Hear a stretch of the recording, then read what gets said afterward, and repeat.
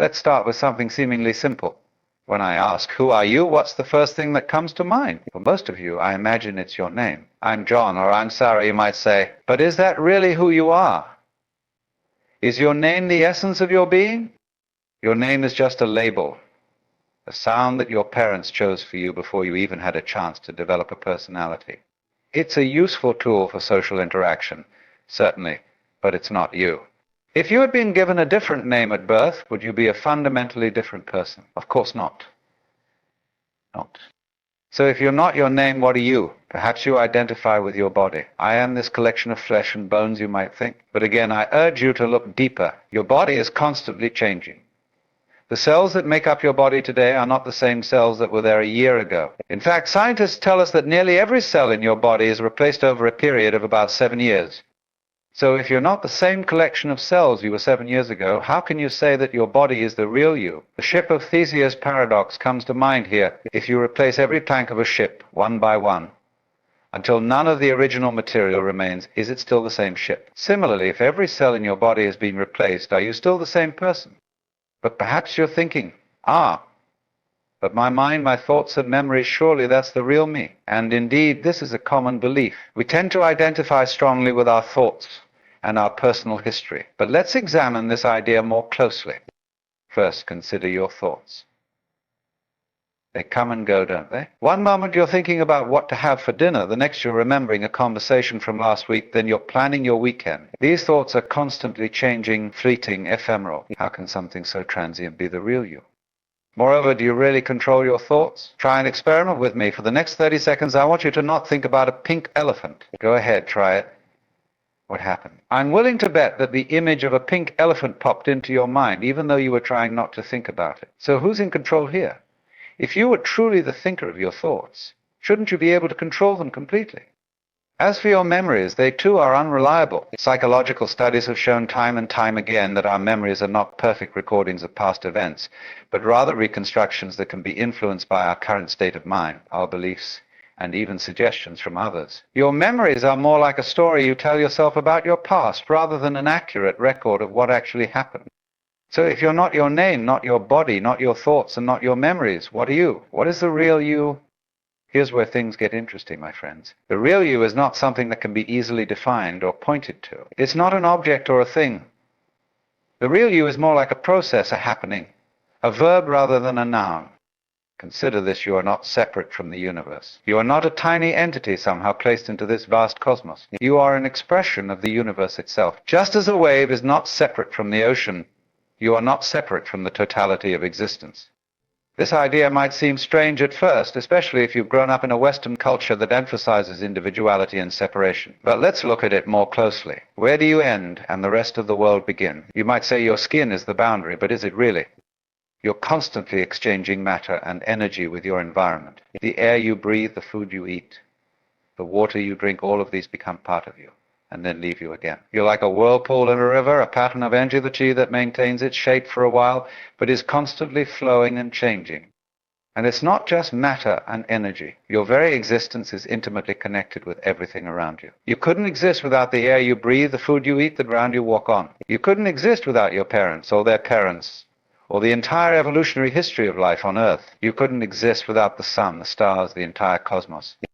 In this sense, you are not in the universe, you are the universe. You are what the whole thing is doing, right here and now, in the form of you. This realization can be profoundly liberating. If you are not separate from the universe, but rather an expression of it, then you are connected to all the power and creativity of existence itself. The same forces that create stars and galaxies are at work within you. But I can hear some of you thinking, if I'm not separate, if I'm just an expression of the universe, doesn't that mean I'm not special? Doesn't that rob me of my individuality? Not at all. In fact, it's quite the opposite. You are utterly unique, a one-of-a-kind expression of the universe. Just as no two snowflakes are exactly alike, no two humans are exactly alike. You are the universe experiencing itself in a way that has never happened before and will never happen again. But think about it this way: in all of cosmic history, there's never been and will never be another you. You are a unique confluence of genes, experiences, thoughts, and feelings. You are the universe's way of exploring a particular configuration of itself. In this sense, you are incredibly precious and special. But here's the kicker, this uniqueness doesn't separate you from everything else. Rather, it's your unique way of being connected to everything. Your individuality is how you participate in the grand dance of existence. Now, I know this might all sound very abstract and philosophical. You might be wondering, what does this have to do with my daily life? How does understanding the real me help me in any practical way? Well, my friends, understanding your true nature can revolutionize the way you live your life. When you realize that you're not a separate entity struggling against the universe, but rather an expression of the universe itself, it changes everything. For one, it can greatly reduce anxiety and fear. Much of our stress comes from feeling that we're alone, isolated entities facing a hostile world. But when you understand that you are the world, that separation dissolves. You're no longer fighting against life, but flowing with it. This doesn't mean you won't face challenges or difficulties, but it does mean you can approach these challenges from a place of greater peace and acceptance. You're not a tiny, fragile being facing overwhelming odds. You're the entire ocean experiencing itself as a wave. Moreover, understanding your true nature can lead to a profound sense of connection with others and with the world around you. If you are an expression of the universe, and so is everyone else, then in a very real sense, we are all one. The boundaries between self and other begin to blur. This doesn't mean you lose your individuality or that everyone becomes the same. Rather, it's like recognizing that we're all unique instruments in a vast orchestra. We each play our own tune, but we're all part of the same grand symphony. This realization can lead to greater empathy and compassion. When you truly understand that others are not separate from you, it becomes natural to care for them as you would care for yourself. Their joy becomes your joy, their suffering becomes your suffering. But let's go deeper. If you are not a separate self, but rather an expression of the universe, what does this mean to your goals and aspirations? What does it mean for the way you live your life? Many of us live our lives as if we're in a race, constantly striving to achieve more, to become better, to reach some imagined future state where we'll finally be happy and complete. But if you are already a complete expression of the universe, what is there to achieve? This doesn't mean you should stop setting goals or trying to improve yourself, but it does suggest a shift in perspective. Instead of seeing life as a journey towards a destination, you can see it as a dance or a play. The purpose is not to get somewhere, but to express yourself fully in each moment. In this view, your goals and aspirations become ways of exploring, expressing your unique configuration of the universe. You're not striving to become something you're not, but rather unfolding what you already are. This shift can be incredibly liberating. It takes the pressure off. You don't have to become worthy or valuable, you already are, simply by virtue of existing. Your worth is not something you earn, but something intrinsic to your being. Now, I can almost hear some of you thinking, but if I'm already complete, if I'm already an expression of the universe, why bother doing anything? Why not just sit back and do nothing? But doing nothing is also doing something. Even if you decided to sit perfectly still, you'd still be breathing, your heart would still be beating, your cells would still be dividing and regenerating, you'd still be participating in the dance of existence. The point is not to stop doing, but to change your relationship to what you do. Instead of acting from a place of lack or need, you can act from a place of fullness and joy. You're not trying to fill a hole in yourself or prove your worth. You're simply expressing the fullness of who you are. This is what many spiritual traditions point to when they talk about enlightened action or wu-wei action that flows naturally from your being, without strain or struggle. But let's be clear, this doesn't mean your life will suddenly become easy or that you'll never face challenges. The waves on the ocean still rise and fall. Even though they're not separate from the ocean, you'll still experience the full range of human emotions and experiences. The difference is in how you relate to these experiences. When you understand your true nature, you can hold your experiences more lightly. You can see them as temporary patterns in the vast ocean of your being, rather than all-consuming realities. This brings us to another important point, the nature of change. Many of us resist change, especially when it comes to aspects of ourselves that we identify with strongly. We cling to our beliefs, our habits, our self-image, as if letting go of them would mean losing ourselves. But if the real you is not any fixed thing, but rather the aware space in which all experiences arise, then change is not a threat, so that you are not your thoughts, your emotions, your habits, or your beliefs. You are the awareness in which all these things appear. This understanding can bring tremendous freedom. It means you're not stuck with any particular way of being. You can change your mind, change your behavior, even change your entire personality and still be you. Because the real you is not any particular pattern, but the capacity for all patterns. Think about how liberating this is. You're not confined by your past, by your conditioning, by society's expectations. You have the freedom to reinvent yourself at any moment, to explore new ways of being, to grow and evolve. But remember, this freedom doesn't come from the ego, from the small self that's always trying to control and manipulate. It comes from recognizing your true nature, from aligning with the flow of existence itself.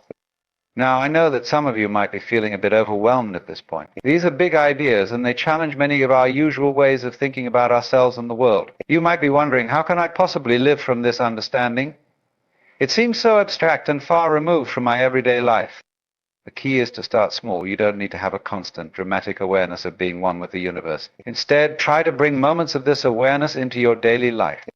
For example, the next time you're in nature, take a moment to really feel your connection to everything around you. Feel the ground beneath your feet and recognize that you're not separate from the earth, but an outgrowth of it. Feel the air on your skin and in your lungs and recognize that there's no clear boundary between you and the atmosphere. Look at the plants and animals around you and recognize that you're part of the same web of life. Or when you're interacting with other people, try to see beyond the surface differences. Recognize that at the deepest level, you and they are expressions of the same underlying reality. This doesn't mean ignoring or denying the unique qualities of each individual. Rather, it's about seeing both the unity and the diversity simultaneously.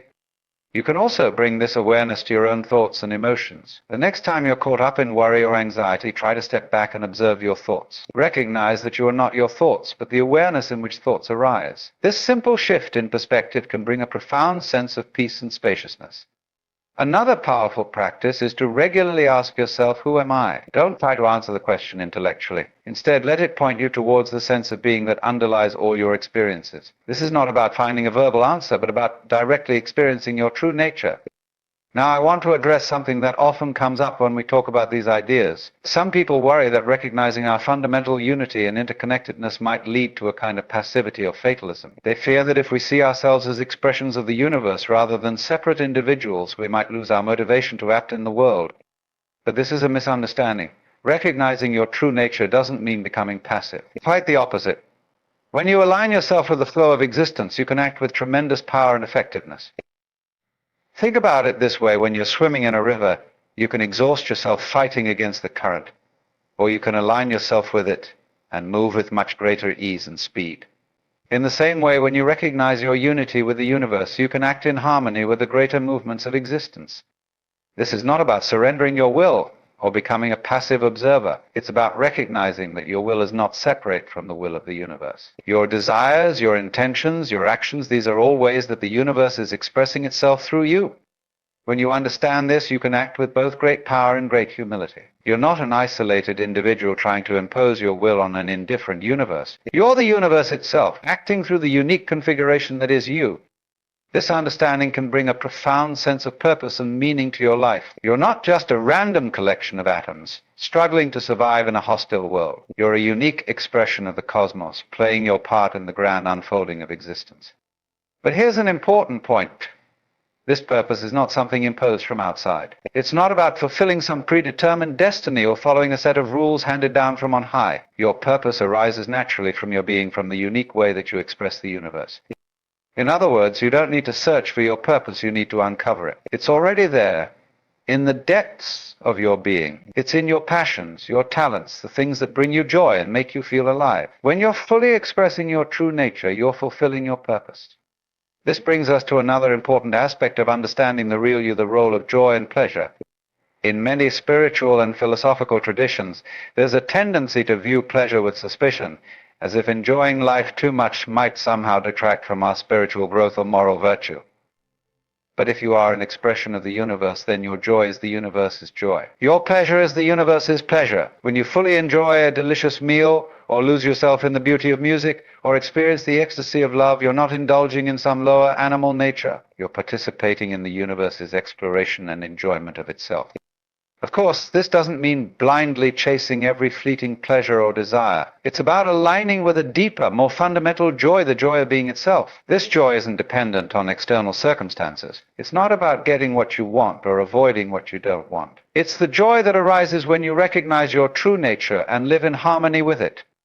This joy is always available, even in the midst of difficulty or pain. It's not about denying or suppressing negative experiences, but about recognizing that all experiences, pleasant and unpleasant, are temporary patterns in the vast ocean of Authentically.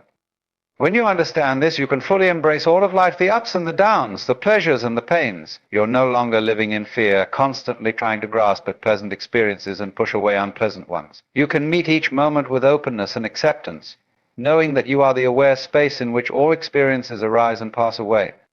This brings us to another crucial point, the nature of love. Many of us think of love as a feeling or emotion, something that happens to us or something we fall into. But from the perspective of your true nature, love is not something that comes and goes. It's the very essence of what you are. When you recognize that you are not separate from the universe, that you are the universe experiencing itself in a particular way, then love becomes your natural state.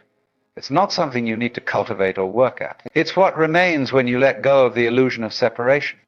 This love is not limited to particular individuals or groups. It's not based on getting something in return or on someone meeting your needs. It's a love that embraces all of existence because it recognizes that all of existence is you.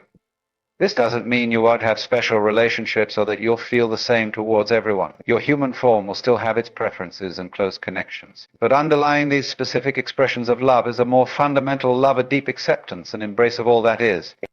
When you live from this understanding, your relationships can transform. You're no longer relating to others as separate entities that you need to manipulate or impress. You're relating to them as other expressions of yourself, as unique embodiments of the same underlying reality that you are. This can bring a new depth and authenticity to your interactions. You're no longer wearing masks or playing roles. You're simply being yourself and allowing others to be themselves. There's a recognition that beneath the surface differences, you and they are one. But let's be clear, this doesn't mean that all your relationships will suddenly become perfect or that conflicts will never arise. Remember, you're the universe expressing itself as you, and others are the universe expressing itself as them. Sometimes these expressions will harmonize beautifully, and sometimes they'll clash. The difference is in how you hold these conflicts. When you recognize your fundamental unity with others, you can disagree without becoming enemies. You can have conflicts without losing your sense of connection. You can assert your boundaries and express your needs without falling into hatred or resentment. This understanding can also transform your relationship with yourself. Many of us have a harsh inner critic, a voice that constantly judges and belittles us. But when you recognize your true nature, you can hold even this inner critic with compassion. You can see it for what it is, just another temporary pattern in the vast ocean of your being. This doesn't mean you'll never have negative thoughts or emotions, but you'll be able to hold them more lightly. You'll recognize that they're not the truth of who you are, just passing clouds in the sky of your awareness. Now, as we approach the end of our exploration, I want to address a question that often arises when we discuss these ideas. If I'm not my thoughts, my emotions, my body, if I'm not any particular thing, but rather the aware space in which all things arise, then what's the point of doing anything? Why not just sit in meditation all day? This is a profound question, and it points to a common misunderstanding about the nature of spiritual or philosophical insights. The point of recognizing your true nature is not to escape from the world or to stop participating in life. It's to participate more fully, more authentically, with greater freedom and joy. I think about it this way: when you're watching a movie, you know that it's not real. The characters on the screen are just images, not flesh and blood people. The events aren't actually happening. But does this knowledge make you enjoy the movie less? Does it make you stand up and leave the theater? For most people, the answer is no. In fact, understanding that it's just a movie often allows you to enjoy it more fully. You can let yourself be swept up in the story, feel the emotions without being overwhelmed by them. You can appreciate the artistry, the performances, the special effects, precisely because you're not mistaking them for reality. In the same way, recognizing your true nature doesn't mean withdrawing from life. It means engaging with life more fully, but with a new perspective. You can throw yourself wholeheartedly into your experiences, your relationships, your work, your play, while simultaneously holding the awareness that all of this is a grand play of consciousness. This dual awareness, being fully engaged in the game of life while also recognizing it as a game, is what many spiritual traditions point to as the highest state of being. It's what the Buddhists call enlightenment, what the Hindus call liberation, what the Taoists call living in accord with the Tao. But here's the beautiful paradox: this state is not something you need to achieve. It's already who you are. The real you, the aware space in which all experiences arise, is already free, already complete, already at peace. You don't need to become enlightened, you need to recognize that you already are. This recognition doesn't happen once and for all. It's not like flipping a switch. For most of us, it's a gradual process, a continual deepening of our understanding and our lived experience. We have moments of clarity, glimpses of our true nature, and then we seem to forget again. But each glimpse changes us, reshapes our understanding of ourselves and the world. And here's another paradox. The more you recognize your true nature, the more fully you can express your individuality. When you're no longer identified with a fixed self-image, when you're no longer trying to be something you're not, you're free to be fully, authentically yourself. This authentic self-expression is not about conforming to some ideal or trying to be spiritual. It's about allowing your unique configuration of the universe to unfold naturally. It might express itself as art, as service, as business, as relationships, as quiet contemplation, or in countless other ways. The form doesn't matter. What matters is that it's a true expression of your being. As we come to the end of our exploration, I want to leave you with a simple invitation in your daily life. In the midst of your activities and relationships, try to remember who you really are, not as an intellectual concept, but as a lived experience. Remember that you are not separate from the universe, but the universe itself expressing itself as you. Remember that your true nature is not any particular thing, but the aware space in which all things arise. Remember that you are already complete, already free, already at peace.